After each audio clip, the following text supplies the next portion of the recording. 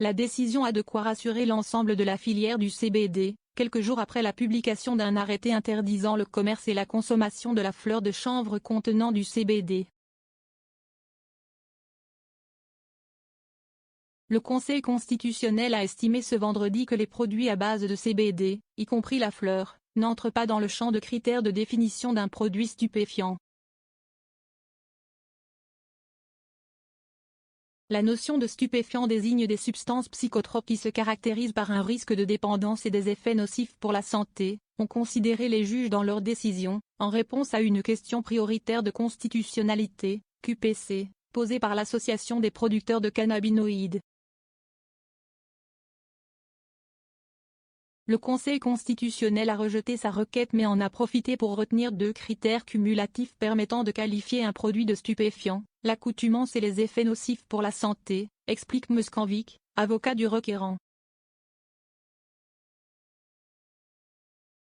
L'Europe et l'OMS estiment que le CBD ne présente pas de risque. Ces 2 critères essentiels remplissent un vide laissé par la loi, analyse Yann Biziou, maître de conférence à l'Université de Montpellier et fondateur de l'association L630 qui défend une réforme des politiques publiques des drogues en France.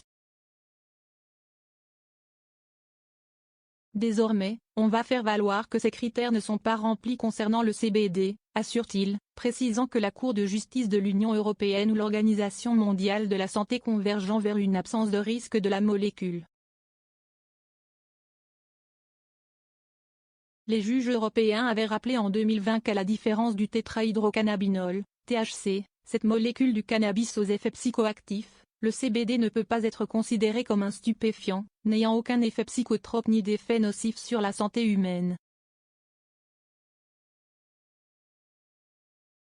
Des études scientifiques ont montré que le CBD agissait au niveau du cerveau sur les récepteurs à la dopamine et à la sérotonine en faisant ainsi un produit psychoactif à part entière, a jugé au contraire la mission interministérielle de lutte contre les drogues et les conduites addictives le 31 décembre dernier, évoquant notamment de possibles effets de sédation et somnolence.